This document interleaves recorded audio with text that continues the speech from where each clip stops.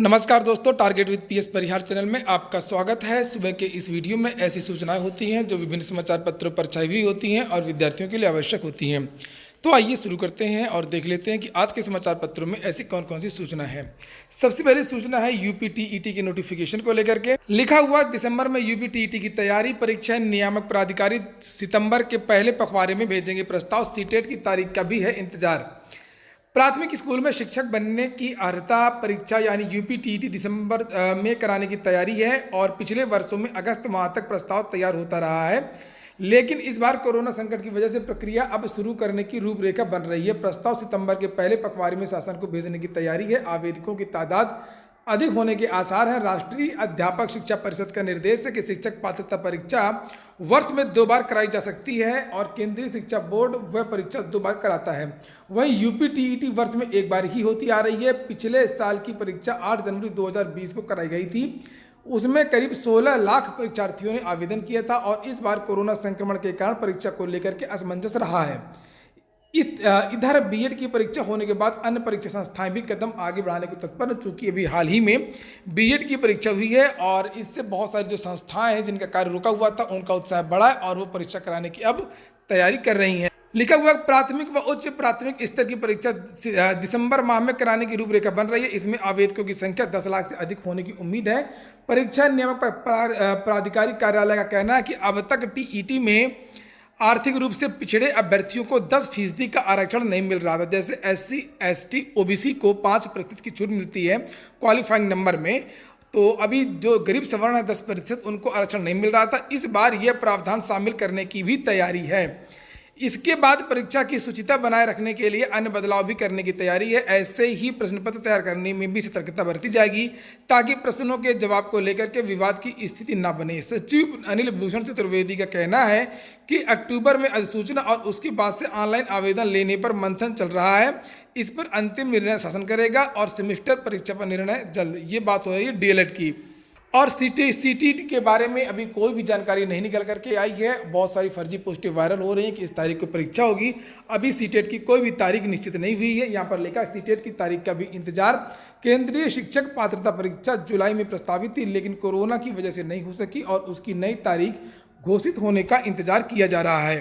दोस्तों, आज का सवाल है target with PS Parihar app free test series के लिए कि भारत में केंद्र शासित राज्यों की संख्या बताएं।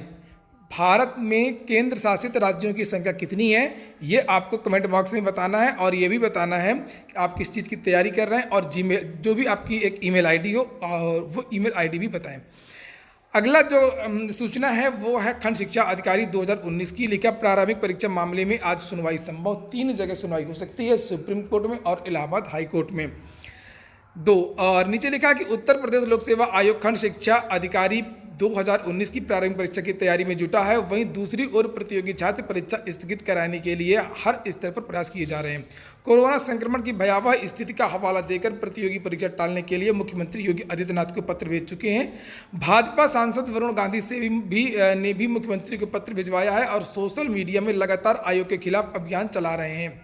जब उससे परीक्षा नहीं टाली जा सकी तो इलाहाबाद हाईकोर्ट में याचिका दाखिल कर दी गई है। याचिका पर गुरुवार को सुनवाई होने की संभावना है और उत्तर प्रदेश लोक सेवा आयोग ने खंड शिक्षा अधिकारी 2019 के तहत 309 पदों पर भर्ती निकाली है। इसमें 5,28,000 से अधिक आवेदन हुए हैं और इसकी प्रारंभिक परीक्षा 16 अगस्त को प्रदेश के 18 जिलों में 1127 केंद्र पर होनी है। हर केंद्र पर पेपर पहुँचाने का काम पूरा हो गया है।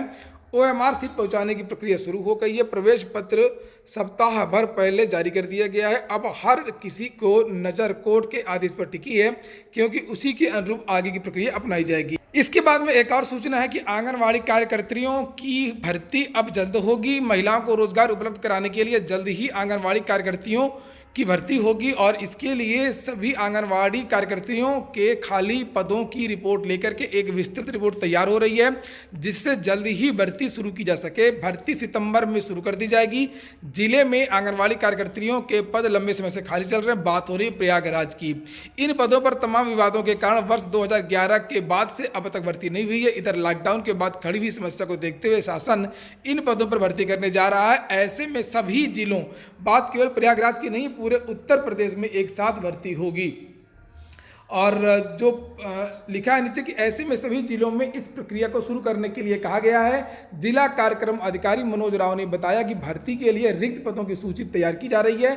लगभग 500 पद के आसपास जिले में पद रिक्त हैं इलाहाबाद में, और इनकी अंतिम रिपोर्ट तैयार हो रही है। रिपोर्ट तैयार होने के बाद सितंबर से प्रक्रिया शुरू कर दी जाएगी। शासन की मंशा है कि ज़्यादा से ज़्यादा ज़रूरतमंदों को रोजगार दिलाया जा सके। ऐसे में रोजगार के लिए उन्हीं ब्लॉकों की महिलाओं का चयन किया जाएगा।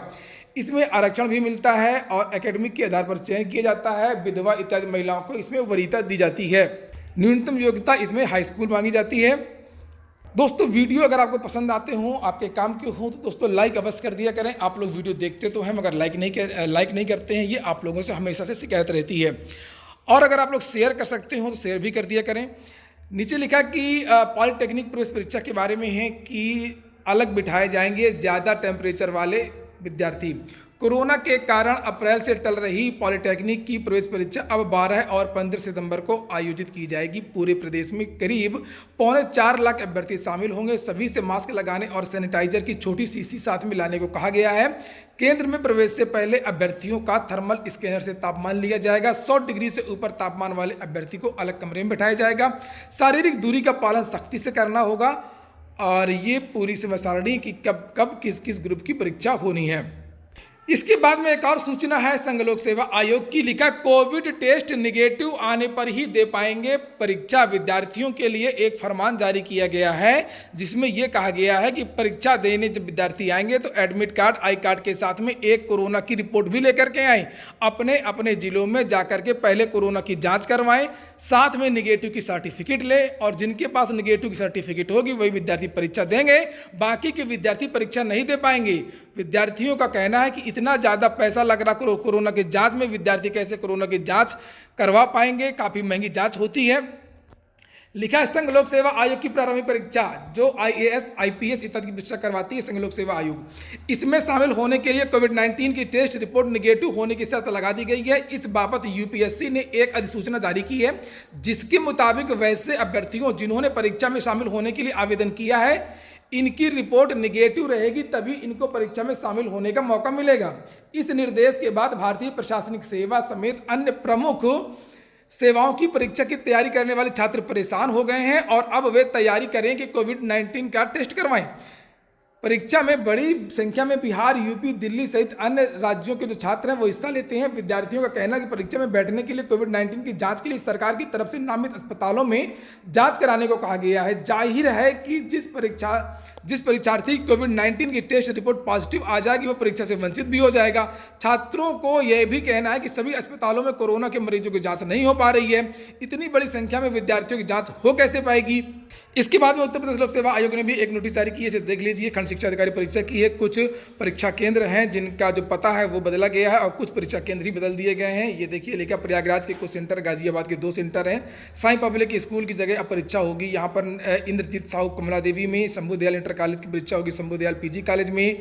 शंभू लाल इंटर कॉलेज ब्लॉक B की जो परीक्षा होगी ठाकुर द्वारा बालिका विद्यालय में। देखिए चेंज हो गए, अपना अपना जरा देख लें।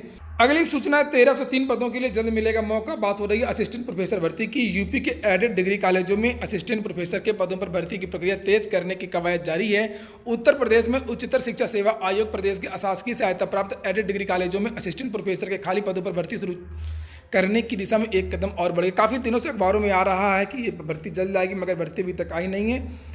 और अब अगली सूचना है, सितंबर से देश भर में खोले जा सकते हैं स्कूल। कोरोना संक्रमण के चलते मार्च से बंद पड़े स्कूलों को सितंबर से खोला जा सकता है। अभी जो प्रस्तावित योजना है उनमें 10वीं और 12वीं के बच्चों को पहले बुलाया जाएगा, जिन्हें रोटेशन के अनुसार हफ्ते में 2 में से 3 दिन ही स्कूल आना होगा। संक्रमण की स्थिति सामान्य होने पर बाकी कक्षाओं के छात्रों को बुलाने का फैसला किया जाएगा। स्कूलों को खोलने का यह ऐलान 15 अगस्त के बाद में हो सकता है। जिस तरीके से सुरक्षा मानकों के तहत सार्वजनिक बसों का संचालन, बाजार, मंदिर को आम लोगों के लिए खोला गया है, उसमें स्कूलों को खोलने को लेकर के भी दबाव बढ़ने लगा है।